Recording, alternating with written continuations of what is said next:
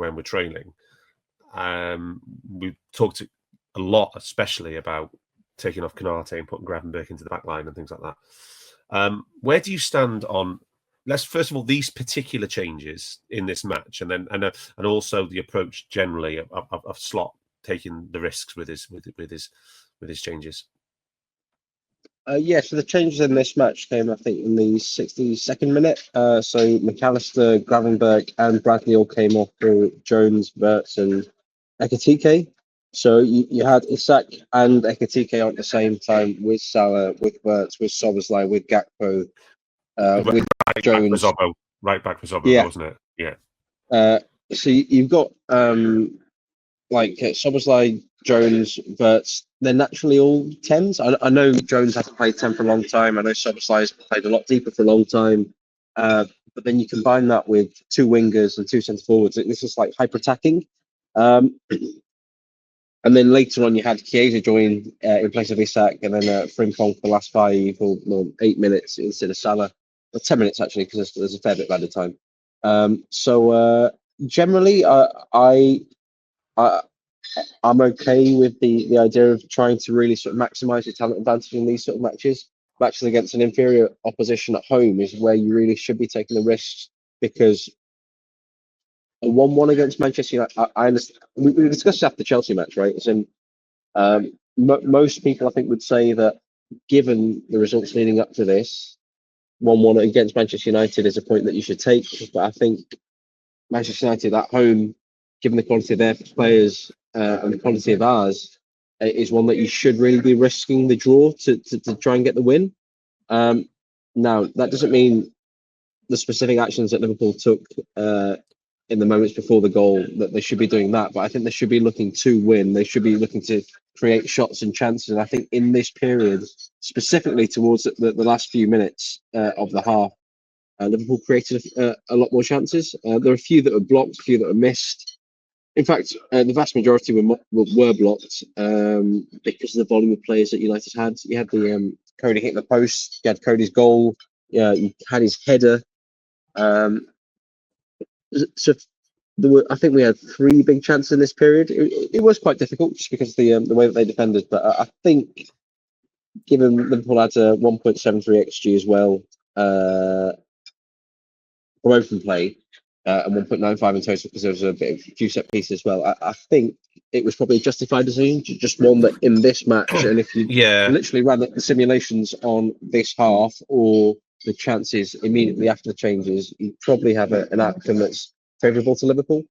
Yeah, I guess the undercurrent I picked up was that there was a lot of, with these changes, there was the undercurrent of what the fuck is the manager doing this time? And there was a lot of ridicule, I thought. And I think that's the context of losing at home to United, and then on top of 3 defeats already in a row. But I don't buy it, because I think when we look at it afterwards, Hamza, I think this is consistent with way he's tried to turn games around before for Liverpool.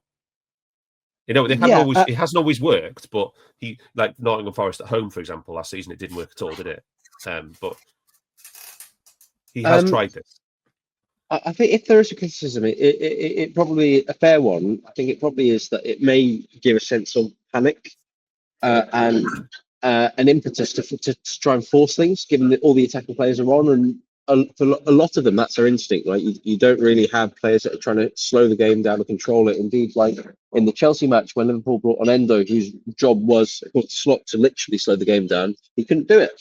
Now, whether that's because there's too many attacking players on, or that's because he just doesn't have the ability to match the game from other players and slow it down at the same time that Chelsea have also got their attacking players on, that's for discussion or debate, whatever. But I think if there is a fair criticism, it is that there is a sense of, externally at least, of panic. And I think, given that Liverpool tried to force it, you'd say that was present in the game too. But to be honest, I also thought they forced it in the first half. So I'm not sure that sense of panic was necessarily because of all the attacking players that came on. I think that was generally the sort of way that Liverpool approached the game and are probably reacting to having lost the previous 3 matches.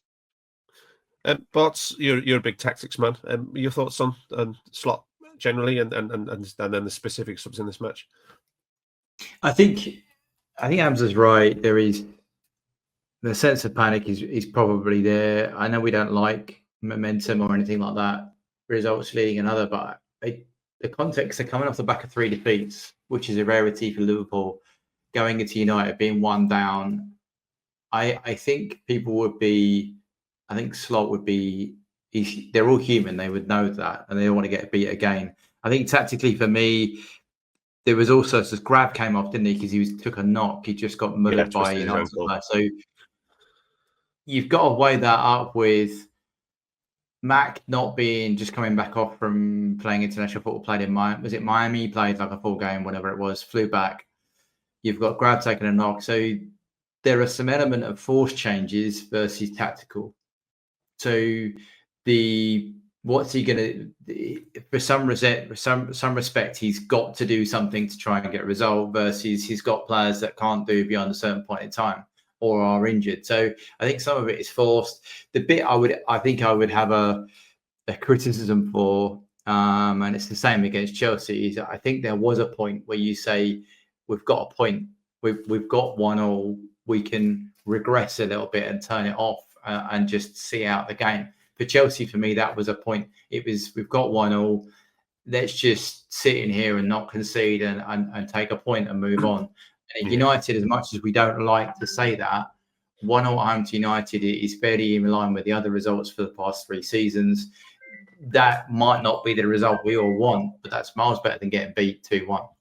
So I think there's the balance we haven't quite. Sometimes I don't think Slot has quite got that. He wants to be an attacking side, and we all credit to that. But I think if you're going in to try and see a game, even if you tried to see a game out with, I think he had Flo and CJ in the centre midfield at one point, that's quite something. That's quite an ask to do. So yeah, I think so.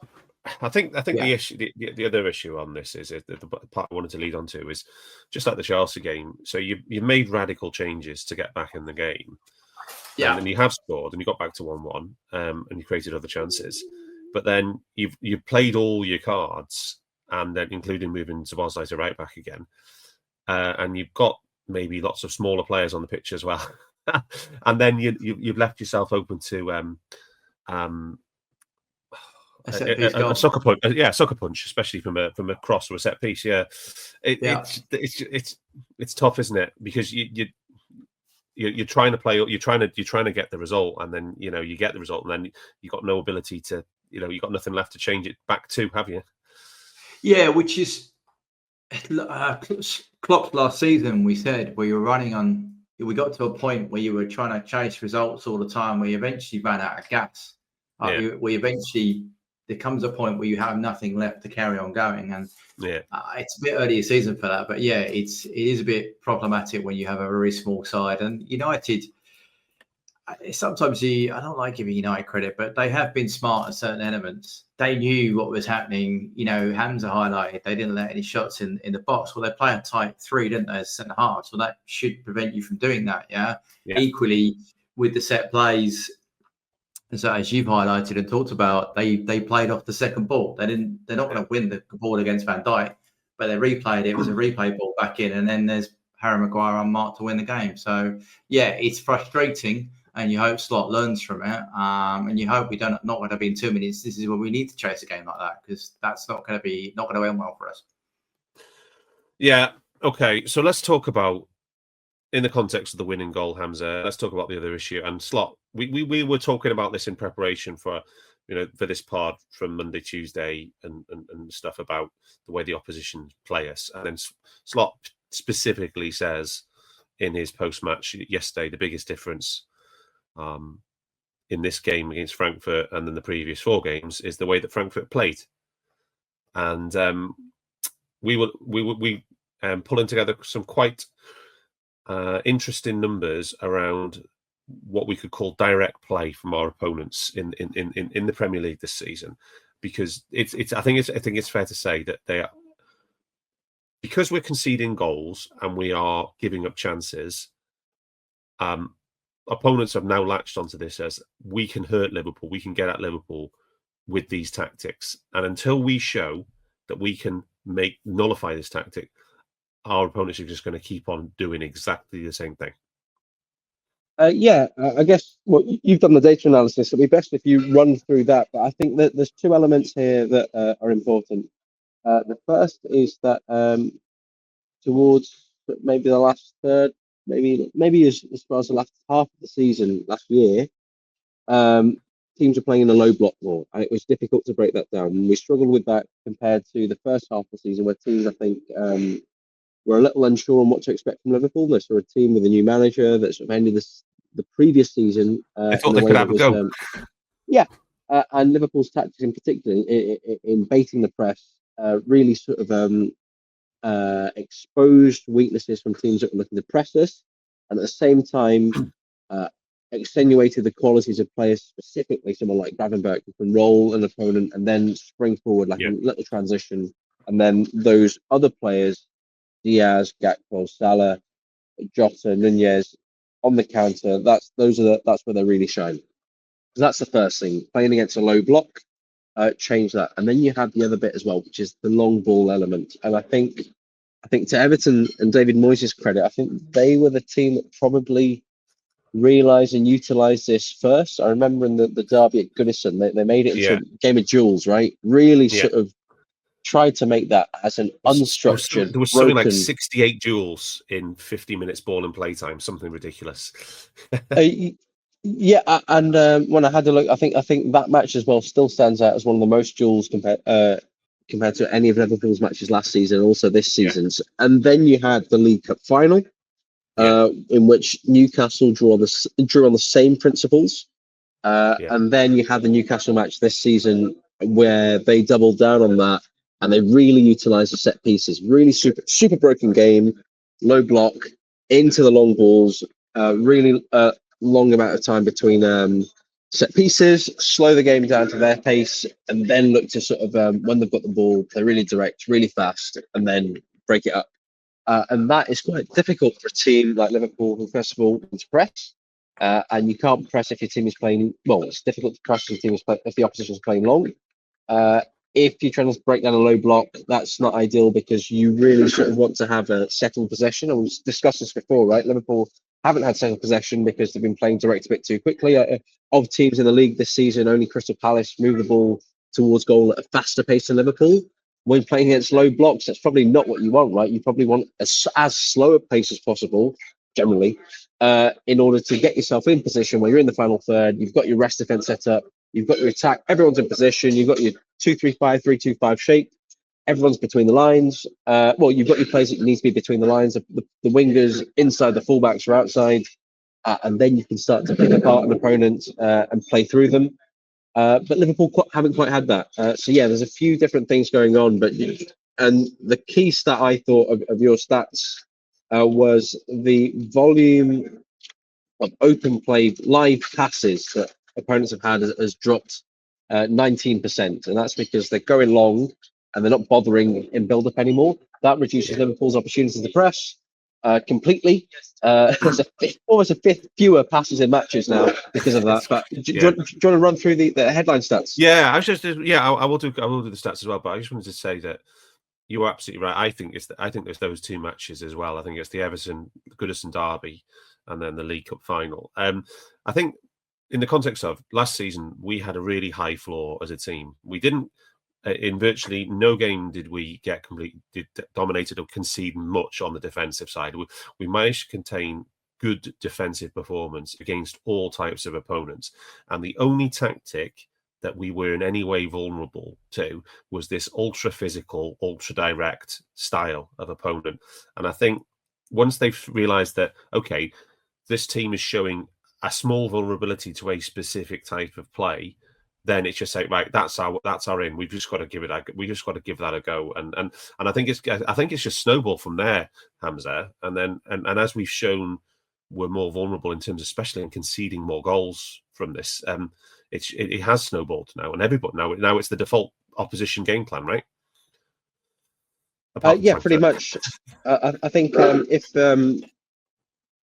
having looked at those matches, having looked at the ones where Liverpool were successful, if you're an opposition team, you're going to go, why would I play a sort of way that gives Liverpool the ability to do what they want to do? We can actually hurt. First of all, we can stop them doing that, which reduces their probability of scoring. So we've got a chance of maybe getting a result. And then instead of just getting a result in terms of a draw, we can think, oh, actually, we can hurt them. We can attack them on the break.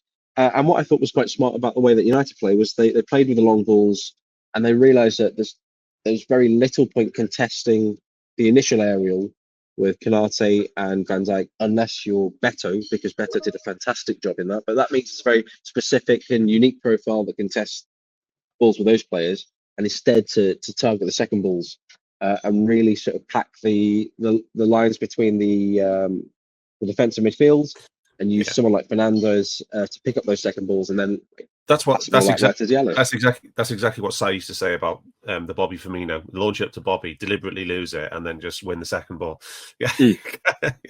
Yeah.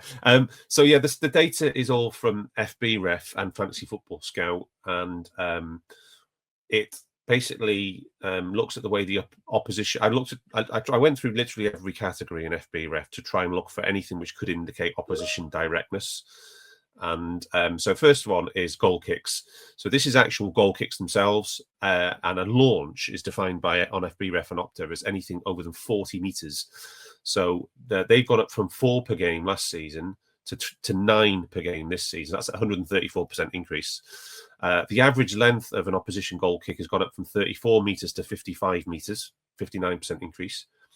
When the goalkeeper doesn't have a goal kick itself, it's just other types of goalkeeper passes. So it's rolling the ball out of its area and then the goalkeeper passing it, right? Launches from those goalkeeper passes have gone up from 11 to 19. So that's a 74% increase. So again, that's over 4. That's a keeper dribbling out of his box and launching a pass over 40 meters. The long passes from outfielders, which is a 30-meter threshold, and up to not 40 for goalies, have gone up from 59 per game to 79. The number of crosses our opponents has gone up from 13 to 16. That's a 20% increase in crosses. And the biggest increase has actually, ironically, come down our so-called weak right side, where Trent was the last season. Opponents were having 6.5 crosses per game from Trent's zone, and that's gone up to 9.1 this season. That's a 40% increase. Opposition corners have gone up from 2.8 to 4.1 per game, 47% increase. All dead ball passing situations has gone up from 43 to 47. The number of shot-creating actions opposition getting from dead balls has gone up from 1.2 to 1.5 per game. So that's a 30% increase. The number of shots, total volume of shots opponents are getting from set-play situations, and that excludes pens, is gone up from 2.7 to 3.8. That's a 40% increase. And finally, the number of headed goal attempts has gone up from 1.3 per game to 2.5. That's a 98% increase. And obviously, Harry Maguire is such a headed goal attempt. And then as Hamza said, the live ball situation passes have gone down from 374 to 304, 90% down. And then they're actually creating fewer shot creating actions from live balls this year, 12.9 down to 12.6. So it's just it's crazy across the board. It just, the way I'd said it to the chaps in the group chat was the opposition are basically just spamming our defensive third in any way they can. Any kind of direct ball, long ball, down the channel, in behind. Hamza. And it's not the first time we've had to deal with this, particularly after the other title winning season. We had the same problems in 2021 season, the COVID season. But we've got to find solutions to this pretty damn quick, haven't we? It does make it difficult when you've got, as you discussed before, players that aren't super big and strong. Barts and McAllister, obviously, they're probably in the top percentile of technically gifted players in the world, right? But they aren't in the top 10 percentile for, the 90th percentile or above for sort of headed clearances or one-on-one duels. And I think opponents are just going to look at that and see how they can attack that, especially if you're playing in midfield with both of them in. If you've got a box, though, maybe, then you're not going to notice that as much. If, for example, Wirt starts on the right and then moves in field, or starts on the left and moves in field, or if you've got a three-man midfield that is him and McAllister, and then Jones is tall, Gravenberg's tall, Soboslai's tall, they'll get into their duels. But if you've got those two, and then maybe like Frimpong at right back, if you're Brentford, because Liverpool played them this weekend, you're going to go perfect on set pieces, long balls. We know exactly who we're going to target, where we're going to target them, and how we're going to attack Liverpool. Yeah, we just can, every time they're on the ball, we're going to foul them. So that means, okay, they're going to have to restart play. They're not going to be able to show their technical quality in those situations and then break the game up as much as possible. So that just means that, well, like you said, we've always been aware of this. Liverpool would never pick, or Klopp would never pick McAllister and Elliott in the same team against Brentford, for example. Or against anybody. Yeah, pretty much.